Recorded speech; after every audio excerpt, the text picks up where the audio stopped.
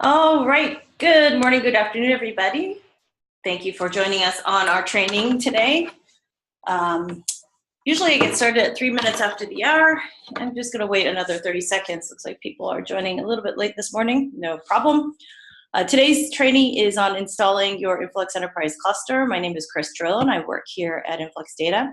We do our trainings every Thursday, and we also have a webinar every Tuesday where we try to review various customer use cases. Thanks for joining us today. Just a couple of housekeeping items.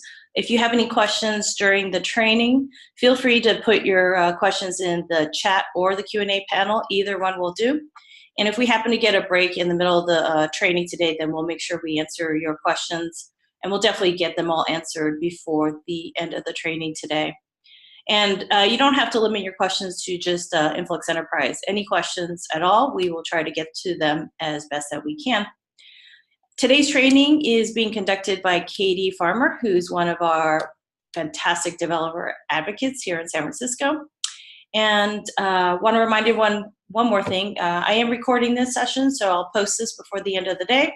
And you can go back, you can go to the same link and be able to see it, take another listen to it. And if you have any other ideas about other trainings or other webinars that you would like to see us conduct, just shoot me an email. Everyone has my email. It's the same email that you got with the invite for today's training. So I'm always happy to oblige. So with that, why don't we go ahead and get started, Katie?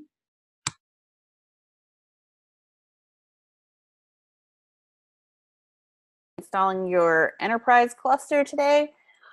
So hopefully this will be useful to you and will get you started with the things that you need. And if you feel like this presentation is missing anything, feel free to let us know.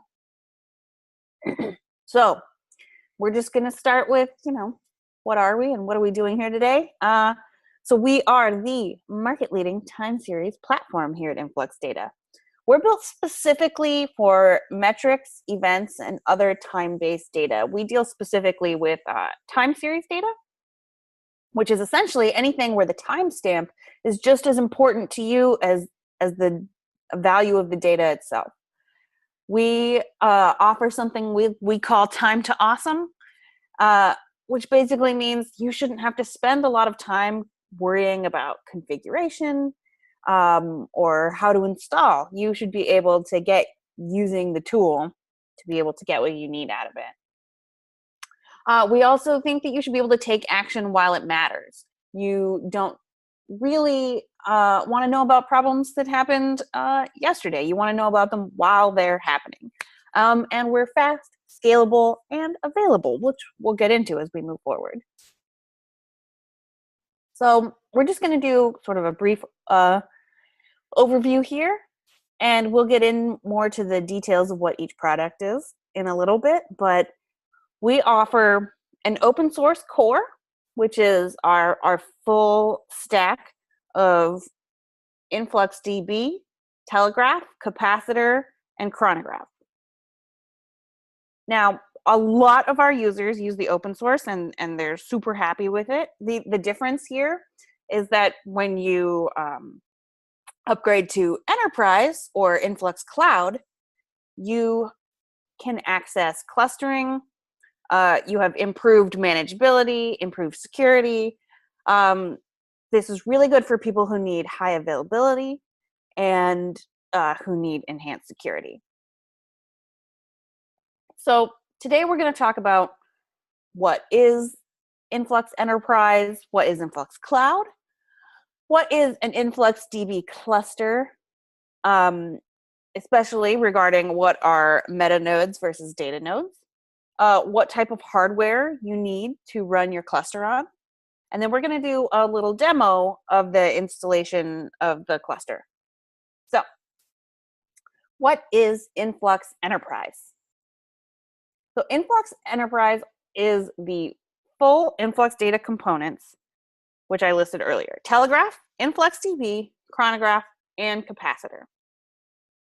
So some of the features that are available only in Enterprise are the InfluxDB clustering capabilities.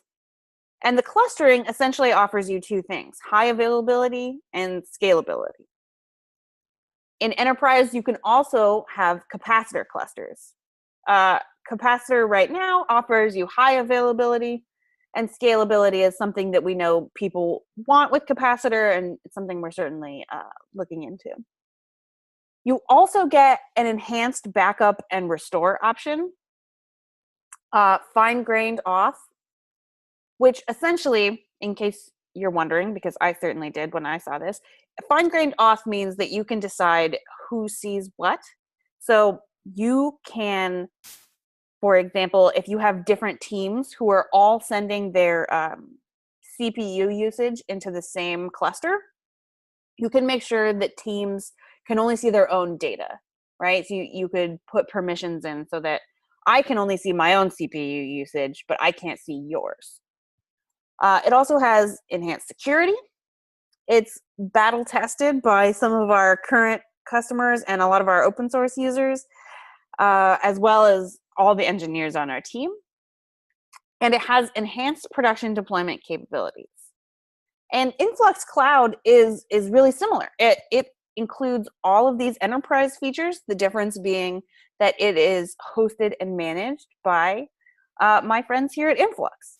So there would be no on-prem solution. It's a cloud solution that offers the same components.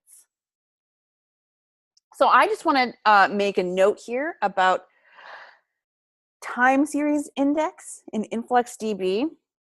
This is something that a lot of our users have wanted for a long time, and it came out in our newest release, which is 1.5, because in the past, people would hit high cardinality in their databases, and they want to know how to scale. And scalability can mean a lot of things depending on what we're talking about, right? Scalability sometimes just means more nodes.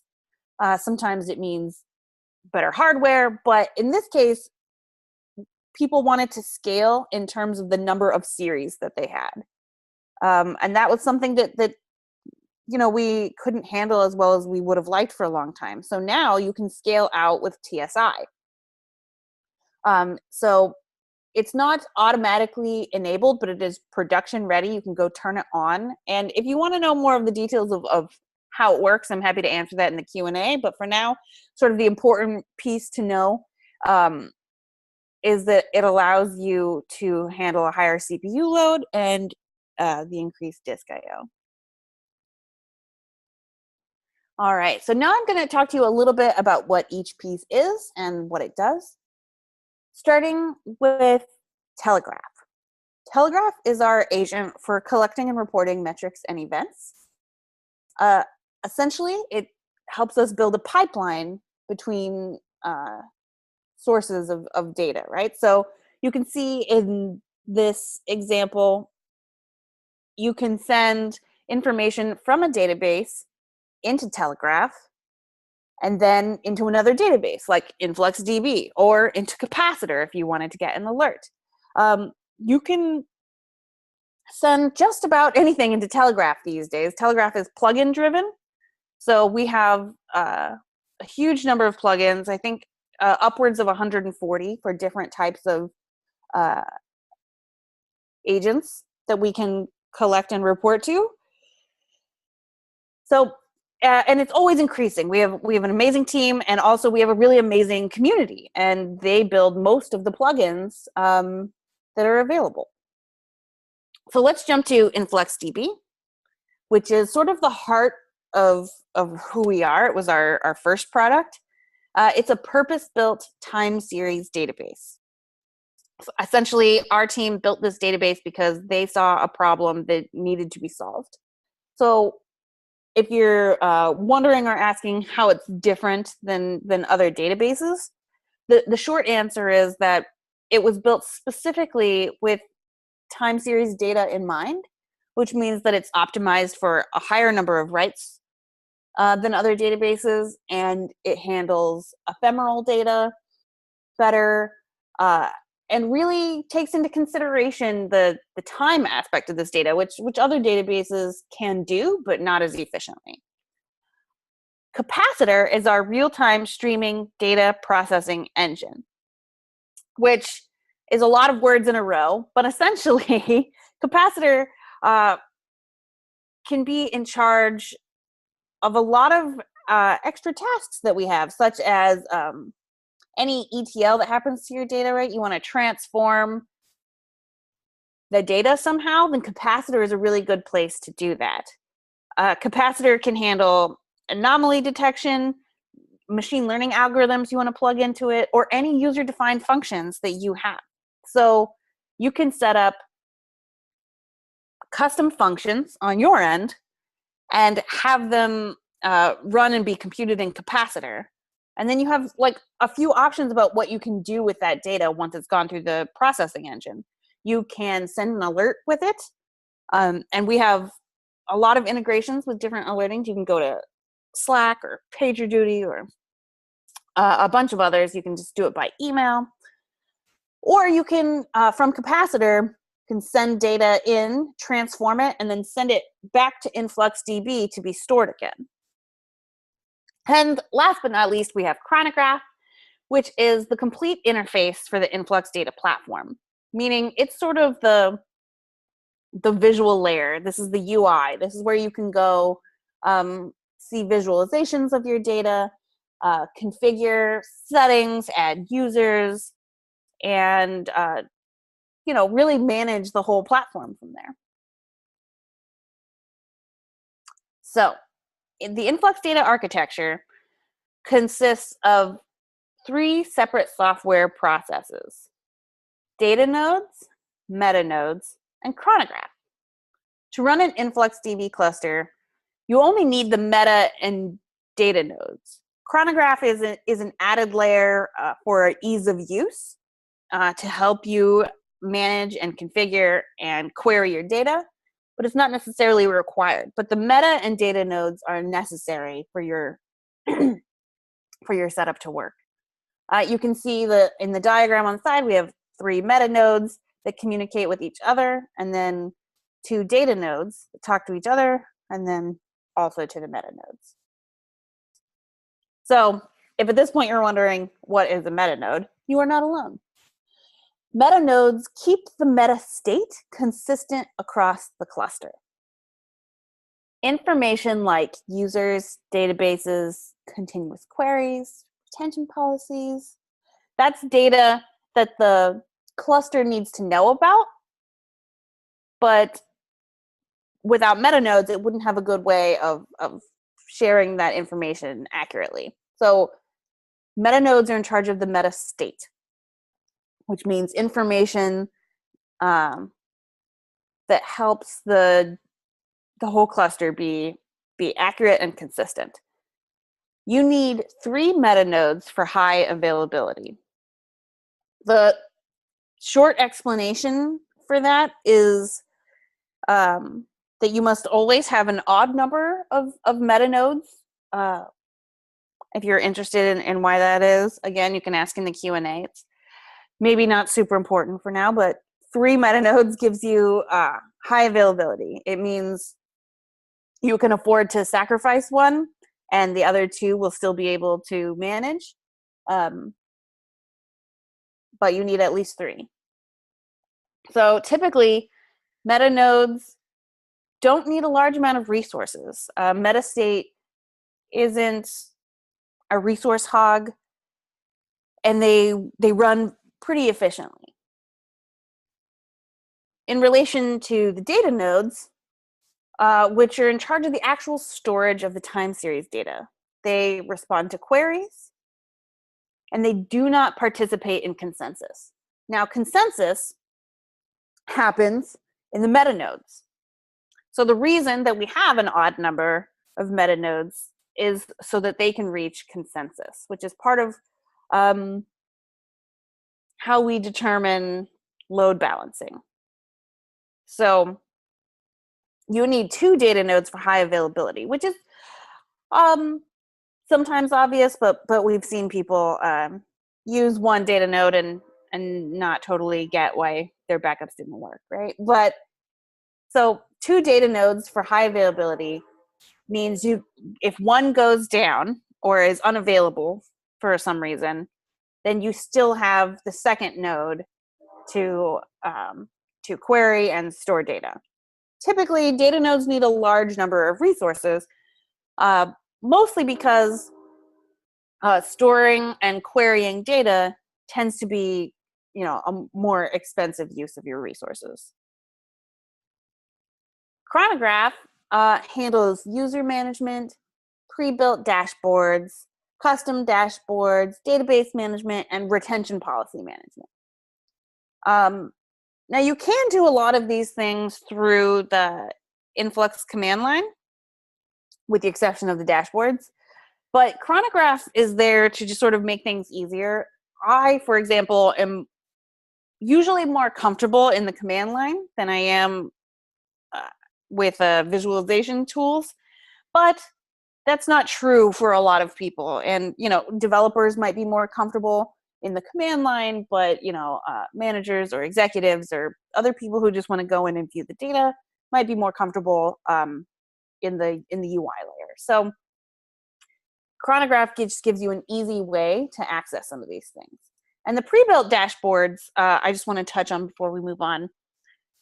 A lot of configurations come with pre-built dashboards. So for example, if you were sending data from MySQL and you were using the Telegraph MySQL data plugin and sending information to InfluxDB that way, then when you went to Chronograph, you could have some pre-built MySQL dashboards that would tell you the reads and writes per second, active use, that sort of thing. We try to build in as many pre-built dashboards as we can so that you can get to your data as quickly as possible. So a complete InfluxEnterprise installation should include a dedicated InfluxDB instance that monitors the InfluxDB cluster. So you need a separate InfluxDB instance with Telegraph on each node and Chronograph for visualization that is tracking your cluster. Because we're all about visibility into what the cluster is doing, right?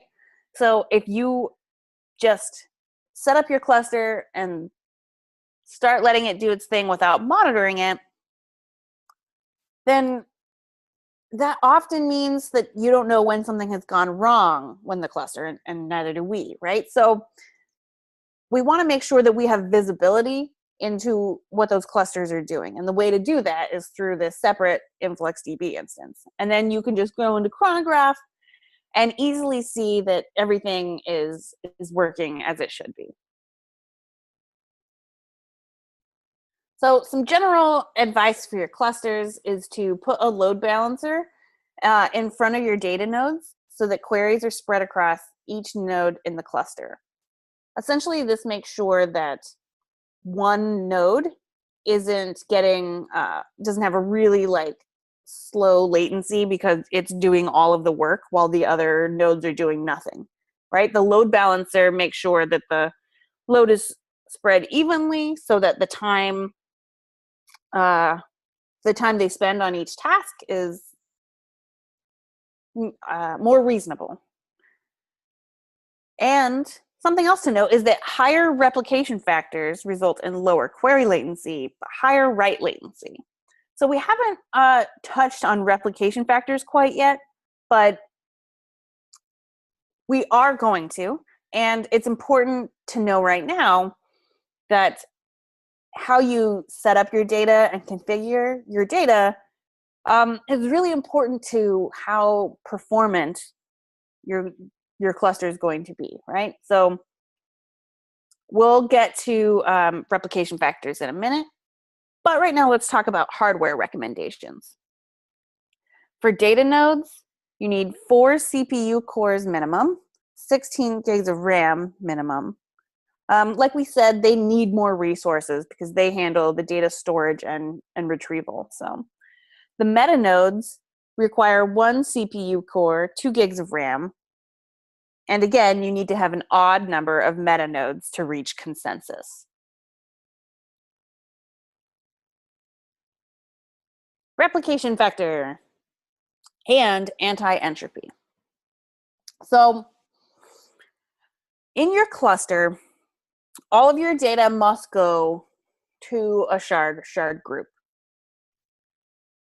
And a replication factor is what determines how many, sorry, I want to make sure I say this right for you all because I have messed it up before. That's okay. You can all come with me to my speaker notes for a second.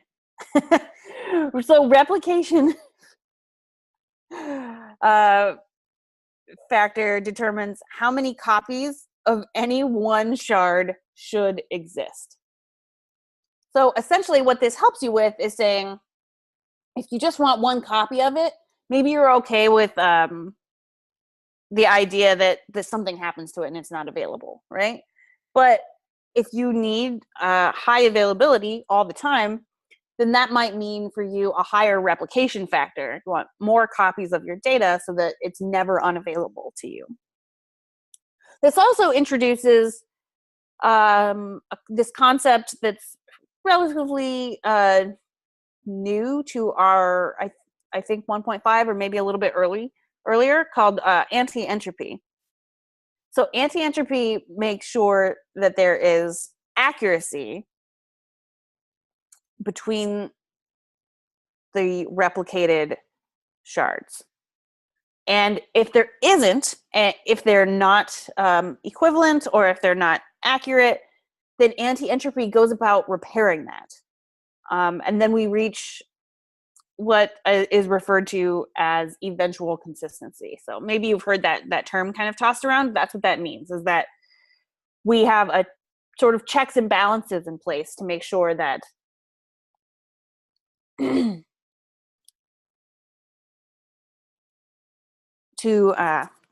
make sure that your data is eventually consistent. So when you're creating a database, you can set up the replication factor fairly easily. You would like create database, MyDB with replication 2. So that would automatically give you a replication factor of 2, meaning if one was unavailable or the server was down or something, then you would have a shard somewhere else with the same information on it. When you're creating a retention policy, you can do the same thing. Create retention policy, myRP, on my database, duration 1 hour, replication 1. So let's go over the pieces of this. In the first section, this is just create retention policy, right? This would be what it looked like in the command line tool. myRP is the name of our retention policy. MyDB is the name of our database. Duration 1 hour is the retention policy duration. So how long do we want to keep this data? 1 hour. And then replication 1 is the replication factor. In this case, replication 1 means that we're fine with just one copy of this data. So now we're back to this piece of advice. Higher replication factors result in lower query latency, but higher write latency. So when we have higher replication factors, so let's imagine that here we have replication 2, right? We have 2 copies of our data. That means that when we go to query our data, there's a really good chance that we're going to get it quickly because we have it in 2 places. If one is unavailable for some reason, we can just go to the other one. So that means that our time in retrieving the data is going to be lower. But it does equal a higher write latency because every time I write data to MyDB, it has a replication factor of 2. So it has to write each data point twice. So what we mean here is that the higher the replication factor, the longer it will take to write data, because you have to write it more times. You have to write it the number of times that you have of the same number of times as your replication factor. So if my replication factor is 10, then I have to write the same data 10 times. But when I go to retrieve that data, my chances of finding it are really good because I have it stored in so many places. So hopefully you can start to see the use case for this, is that you know, there's a trade-off here, and the trade-off is that you're okay with it taking a little longer to write because you always need it to be available for reads. So how do we set up a 2 data node cluster? The first step is to get a license key. Then we start 5 machines, 3 meta instances, and 2 data instances. This 5 machine setup is sort of the minimum sort of high availability setup. The meta instances, you have to download the package, configure the nodes, start the nodes, and then join the nodes. For data instances, you download the package, configure the nodes, start the nodes, and add the nodes. And right now it's okay if you don't totally know what that means. We're going to go through it here in a minute. So I want to touch on enterprise capacitor. So I actually wasn't sure for a while what enterprise capacitor was offering that the open source one wasn't. I'm relatively new to Influx, and sometimes it's easier to just assume there is some like engineering magic that you don't understand. But someone recently explained it to me in a way that I thought made a ton of sense. So it's not that you necessarily have features in capacitor that you don't have in the open source. What you do have is high availability. So if you have data streaming to 2 instances of capacitor, there's a couple things you need to know. Those capacitor nodes need to be configured the same. They need to have the same alert rules and the same setup entirely. But they will only trigger one event. So let me give you an example. I want an alert every time my CPU usage is above 80% on my server. I don't want it to, like, you know, crash or melt or start a fire. I don't know. If I have 2 capacitor nodes, both waiting for that, they both have the same rule. They both know that I want to know when my usage is over 80%. When my alert is triggered, my CPU usage is at 80%. They both nodes say, "Uh-oh, it's time to send this alert." But I only get one alert. I'm not going to get one from each node. So if you had 4 capacitor nodes, you wouldn't want 4 alerts. You would just want one alert for, hey, your CPU usage is over 80%. So it deduplicates the data on the output side. So only one event is triggered from the set, but it is important that the set of capacitor nodes are configured exactly the same way. So we are going to head into a bit of a demo now. Give me 1 second and we will start it up.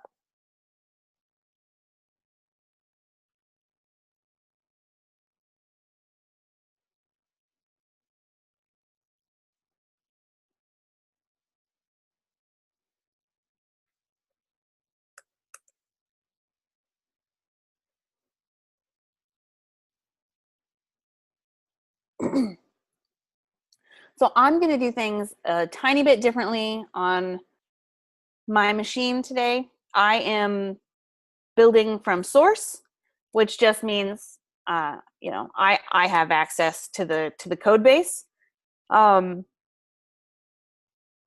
you all will get a binary that you can then download and build from. So that's a little bit different, but basically the difference is just how we start up this process. So I'm going to use a command now that starts up my Influx server. So you can see it's not really important where this path lives. Again, that's specific to me building from source, but InfluxD, this command at the end here, is the important piece for you. InfluxD is the command that will start our server. So now you can see it running. It's you get this beautiful ASCII art.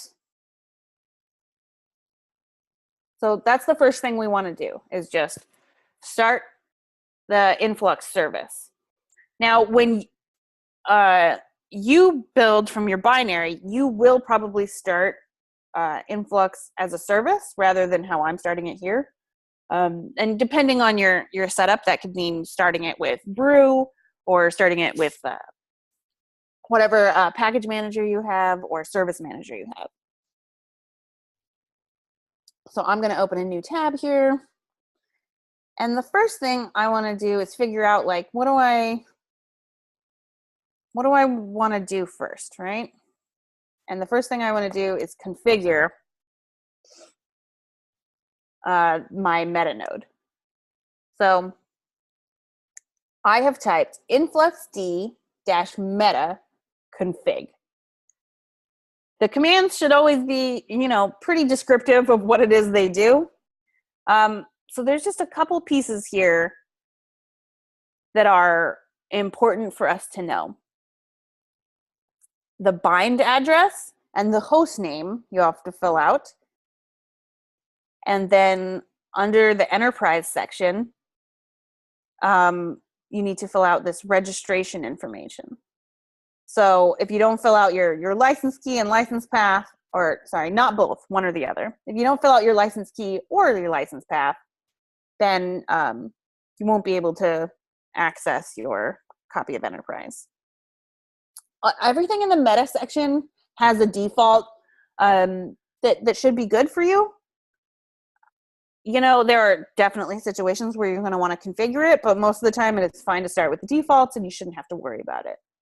So again, when you set up this config, the important thing that you want to notice is you need to set up the bind address, the host name, and then the license key and the server URL. So this enterprise section and this bind address and host name.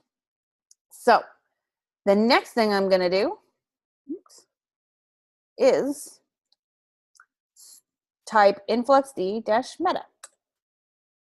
And what this does is it starts my meta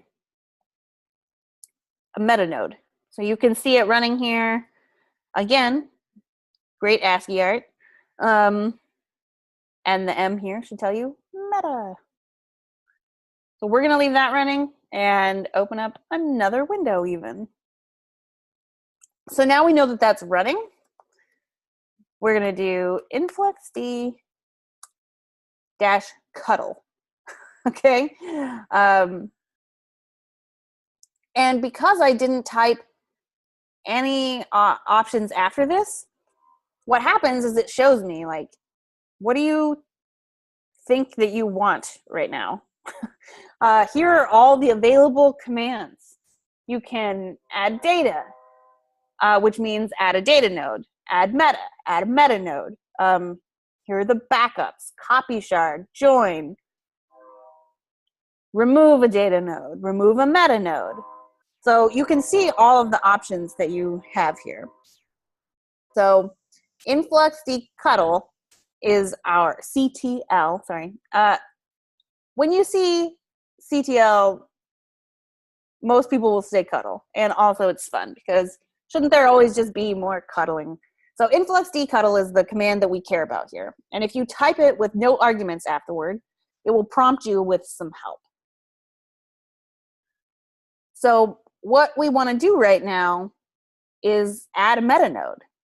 So let's see what happens when I just type InfluxD cuddle add meta.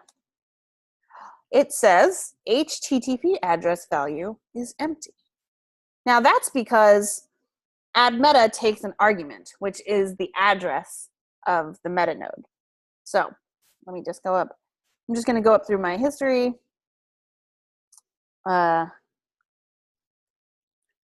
add meta, and then you say localhost 8091. That's where my meta node lives. 8091 is the default port.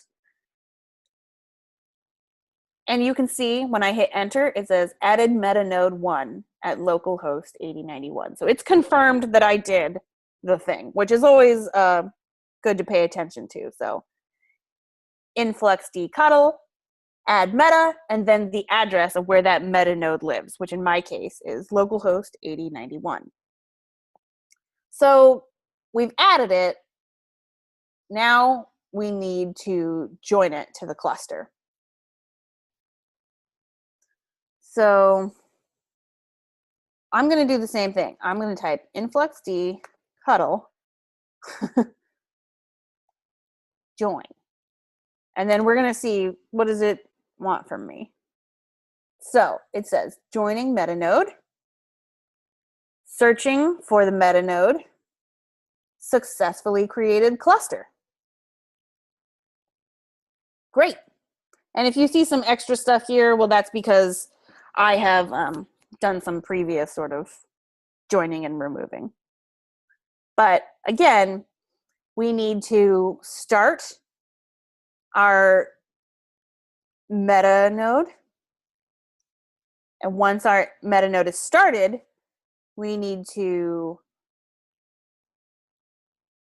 add it, and then it needs to join the cluster. So right now, I'm only setting up a single meta node, but keep in mind that you would have to do this same process for all 3 of your meta nodes. 3 is your minimum number of meta nodes. And so you would do the same process for each of those nodes. But I'm just going to show you a single meta node and a single data node, but the process would be exactly the same for 2 data nodes or for 3 meta nodes. So let's try adding a data node. Again, I'm going through my history of commands here. So if we want to add a data node, the process is really similar. InfluxD cuddle, add -data, and then the address, again, of where that data node lives. And the default for the data nodes, the default port is 8088. So I'm going to hit enter and see what happens. Oh, it says added it. Great. Added data node 2 at localhost 8088. And you might, like, we're getting some confirmation here, but we're not maybe sure if what we want to happen has happened. So we can do influx. Oh, I forgot the D. That would have, don't forget that. InfluxD cuddle show. And now I can see a list of the data nodes and meta nodes that are currently like configured and set up in my cluster. So right now I can see this single data node and this meta node. But we still need to join the data node that we just added. So let's see what happens. We hit join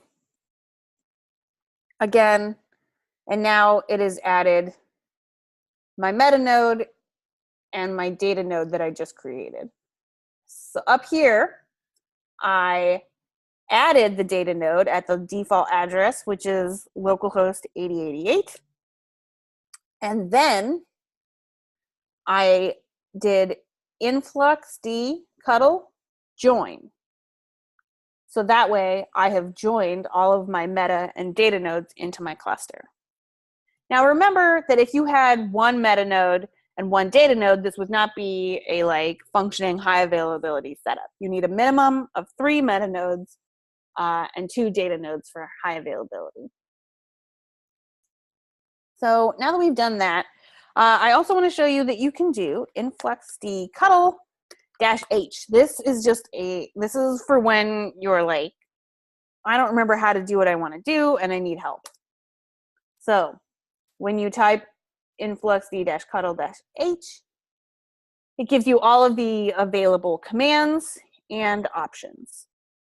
So available commands are adding data nodes, adding meta nodes, making backups, copying shards, joining, removing, doing a restore. Show is how we show all the members of our cluster. We can do show shards. Let's try that. Let's try that right now because frankly, I'm not sure what it shows. So let's go InfluxD show shards. Cool. Okay. So here I can see the IDs. I can see the name of the retention policy, the name of the database, the number of desired replicas, the shard group it lives in, when it expires, and who's the owner.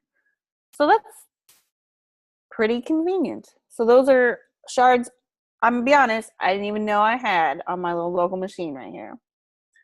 That's the most important thing for you to sort of remember here is not like, step by step how to do this. But knowing how to access this help menu is really helpful. InfluxD -H gives you all of the available commands. And I think I'm going to pause there for some questions.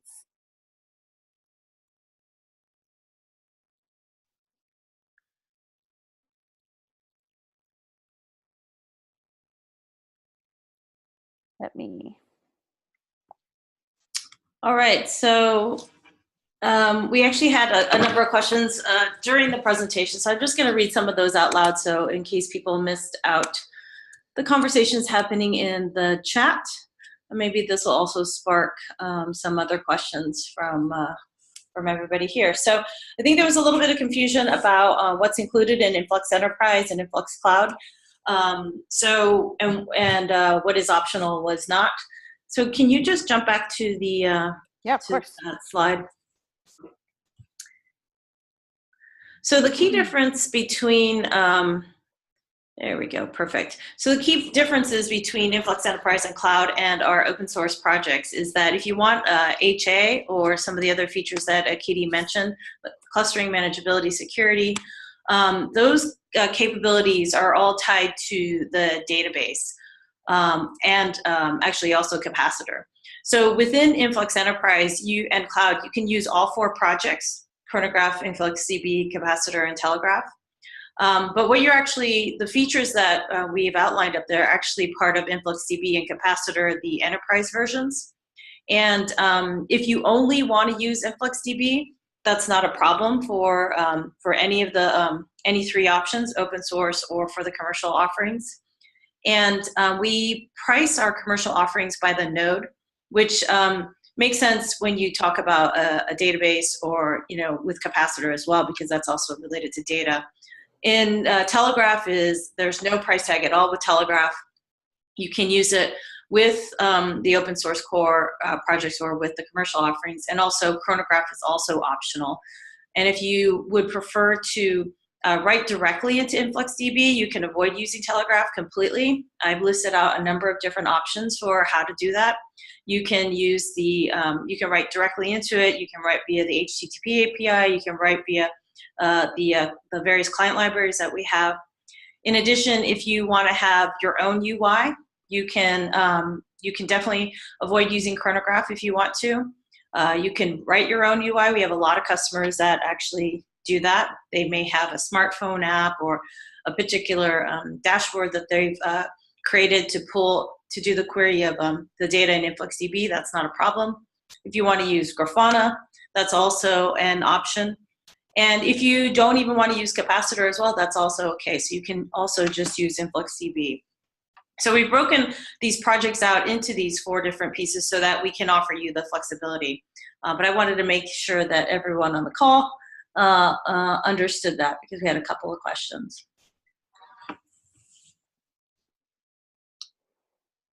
Let me see, do we have, so we don't have any other questions in the Q&A or the chat, but we're gonna leave the lines open for a few more minutes. So if you have any other questions, and it can be about anything, doesn't have to be just about InfluxEnterprise, feel free to put those questions in there. We also have a community site where you can also get your questions answered. Let me just throw that link in there for everybody. There we go. And a lot of our developers, and Katie and the other developer evangelists also sit there looking for any unanswered questions to make sure we get them answered for you.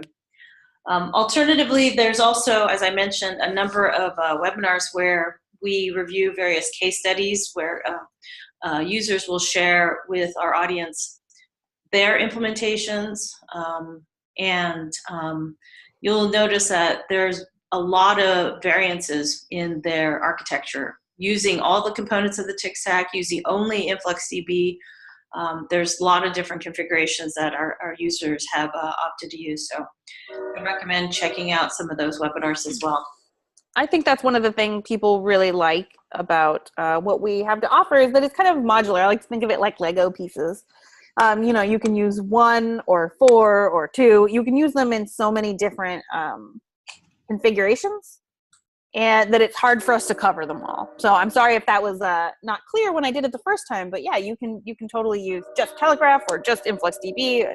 We don't force you to use any piece that that you don't want to if you don't need it. And like Chris said, there's a lot of good options for the visualization. If you want to use Grafana or write your own, or if you have some other dashboarding tool that you just love and know how to use, then, you know, by all means, we're not proprietary in that way.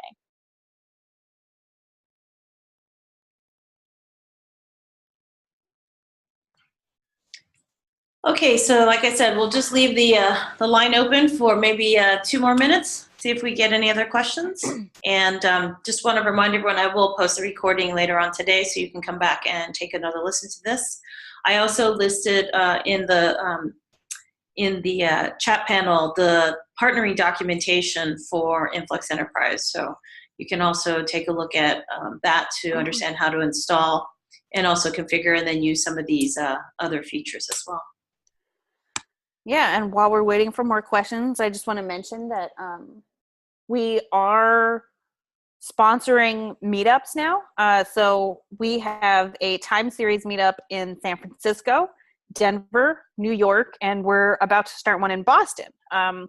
So, you know, if you're interested in starting one up where you are or attending one, then, you know, let us know, and we're happy to help. I organize the one in San Francisco, so if you're in the Bay Area, you can always stop by and chat with me. In May, we're having our VP of product talk about the future of chronograph and what that looks like. So it's going to be a good option if you want to bring some of your questions.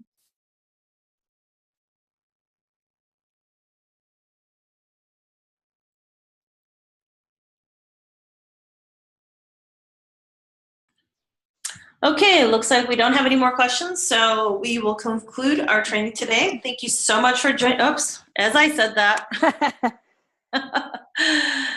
Simon asked, how do I download the slides? Simon, I'll post them to SlideShare. Let me just get the link now so you can go back. So I'll post them after this.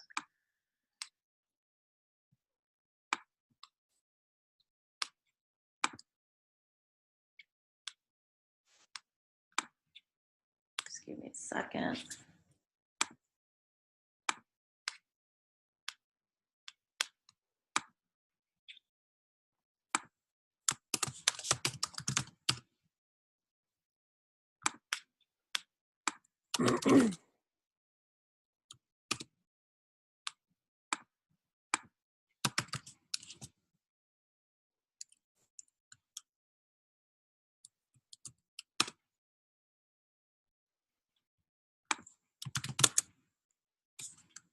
Okay, here is the links, and I'll put this latest one in a few minutes. Any uses with both Telegraph? Okay, so Simon, let me just, so the slides will be up on SlideShare 5 minutes or so after this, after we conclude this. And then a follow-up question from Sean is, any uses with both Telegraph and InfluxDB use cases? Yeah, so we do have a couple. And let me just get those links and then share them with everybody. That'll be the easiest.